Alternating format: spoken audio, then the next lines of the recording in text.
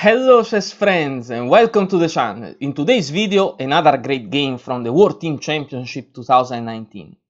After 2 rounds, 3 teams are leading the tournament with 2 victories: United States, Russia and England. The game that I'm going to show you was played yesterday afternoon in round 2 and it's from the match England against Azerbaijan. With the white pieces, Luke McShane with an head of 2661 against Rauf Mamedov with the black pieces and a rating of 2701. It was a beautiful Sicilian Sveshnikov that I like to analyze and to show you. So let's start with the game. McShane with the white pieces opens with e4 and Mamedov answers with c5, the Sicilian defense. Knight to f3, knight to c6, d4, the open Sicilian, c captures on d4 and knight captures on d4. Knight to f6, threatening the e4 pawn, knight to c3, and here comes the central push e5, the Sveshnikov.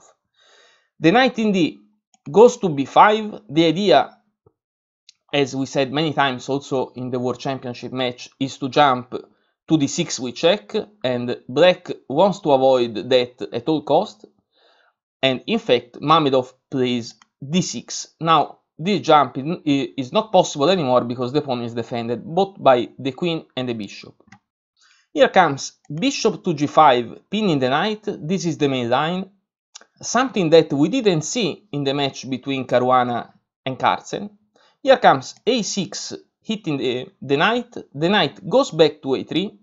And here comes b5, controlling c4. c4 is an important square for the knight to go back to the center of the board. So with c4 that now is controlled by black, this knight must find a new way to go back to the center. And I already made the movement with the mouse. Of course, must go to c2 at first and then to the center. Okay. Knight to d5 with the knight that jump on the outpost and 2 pieces attacking the pinned knight. Here comes bishop to e7, and in this position white doesn't change the knight on the bishop, but on the contrary he changed the bishop on the knight to maintain the knight on the dominant d5 square. Here comes c4. c3 is more popular, but c4 is a good move that have all of the good qualities of c3. In fact, now this c2 square is clear for the knight to go back to the center. b4, attacking the knight, but the knight already wanted to move. Knight to c2, castle for black. And in this position, let's notice that white can capture the b4 pawn, but McShane doesn't capture, and in few moves we will watch why it's not the best idea to capture before. So McShane was right. Let's go on with the game. Here comes g3 with the idea to clear these squares for the bishop. Now bishop to g5. The idea is to make room for the pawn to advance if needed. h4, hitting the bishop, bishop to h6, and here comes bishop to h3. See that in this position, for black, the good bishop is this light bishop, because the central pawns are on dark squares. So the idea of bishop to h3 is to exchange the good bishop of the black player and also take away the bishop pair, because white already lost one bishop. So in this position, bishop to b7, this is a variation that I want to talk about. This is a good idea, but many grandmasters don't play this idea. They play bishop to e6, and with the bishop on e6, white will never exchange the bishop because it would be a strategic mistake. Let's watch. If now bishop captures on e6, f captures on e6, attacking the knight, but more than that, controlling d5, and the outpost is gone forever. The knight will capture the pawn on b4, but after knight captures and knight recaptures, queen to b6, attacking the knight, and also with the idea to exchange queen on d4. This gives black's equality, and the white player doesn't want this type of position. But Mamedov didn't play bishop to e6, didn't play bishop to b7. After bishop to h3, he plays a5, protecting the pawn. Here comes bishop captures on c8, rook recaptures, the rook is well positioned on the c file, and here comes b3, a good move that closes the c file, protecting c4. King to h8, this is a novelty, and the game is original now. McShane plays queen to e2, queen to e8, and the queen wants to move to e6 on the light squares, because the bishop is on the dark squares. Now McShane can't castle long because the bishop is covering c1. Short castle is an okay move. What he plays, rook to d1, this is a strong move, because now the rook is putting much pressure on the d file, where the black player has the weak pawn. Queen to e6, king to f1, g6, giving some space to the bishop. Here comes h5, a good move, king to g7. Now king to g2 is a good move, but McShane will not play this move. And why? Because we will see that he doesn't want the king on the g file, because he wants to use the g file to attack the enemy king. Rook to d3, f5, h captures on g6, queen recapture, e captures on f5, rook captures on f5, and g4, attacking the rook. Of course the queen can't capture the pawn, because one of the two rooks will win the queen. Rook to f7, rook in d goes to h3, two rooks attacking the bishop, but here comes rook in c goes to f8, and now two rooks are attacking f2 with the idea of check. In this position, McShane plays rook in 1 goes to h2, protecting f2. This is not the best move. If we have a bit of patience, in few moves we will understand why. After rook to h2, bishop to g5, and would you exchange the two rooks for the queen and the pawn with rook capture on h7? McShane would, and in fact he plays this move. Rook capture on h7, we check. Queen capture on h7, rook recaptures, and king captures on h7. Now king to g2, and in this position, if black plays the same idea, if black now plays rook captures on f2, we check. After all of these exchanges, the game is a draw, and watch why. Because here comes e4, and the bishop and the pawn are restricting the king, and there is no way to make good progress. The game is surely a draw. So let's go back to when we said that after rook in c goes to f8, rook to h2 is not the best move. Let's play the best move. The best move was f3, and this is much stronger, and it's simple to understand why. Bishop to g5, of course, if not the two rooks, will be exchanged for the queen and the bishop.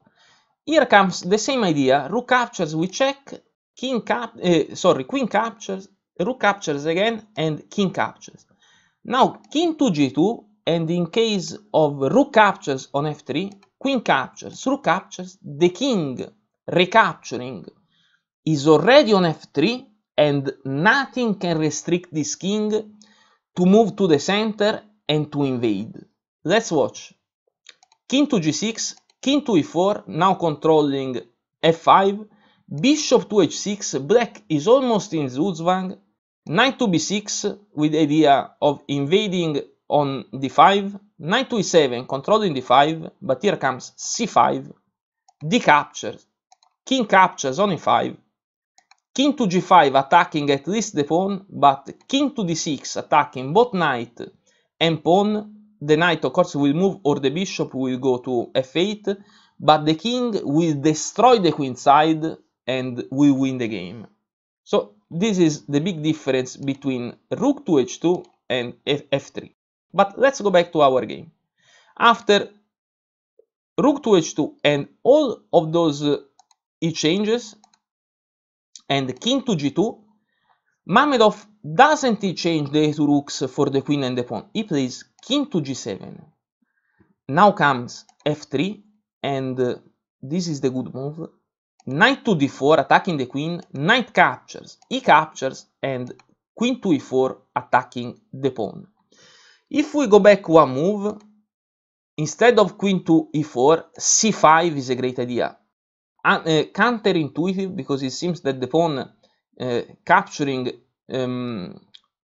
makes the d4 pawn very strong, but after d capture on c5, queen to e5 we check, also forking the bishop. This is this knight on d5 controlling these two squares, e7 and especially f6. This knight is winning the game. Here comes king to g6 protecting the bishop, queen to d6 we check, bishop to f6, f4. Now this pawn is not under attack anymore because it's protected. Rook to d8, queen captures on c5, and it's already +6 for white that will easily win the game. Let's go back to our game. McShane played queen to e4, rook captures, queen captures we check, king to h6, and queen to e4. This is the only move that keeps the advantage. Let's go back.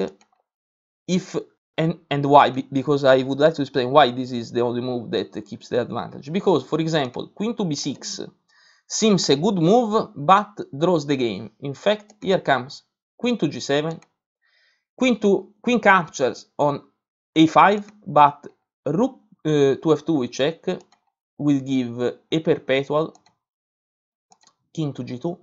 Again, the king must go back because going to g3, of course, is checkmate. Also in this position, I will not show, but I will tell you, also going to h1 lose the game because the rook will move away and there is the checkmate threat. Okay, so queen to e4, because the queen in the center of the board doesn't allow for this perpetual check.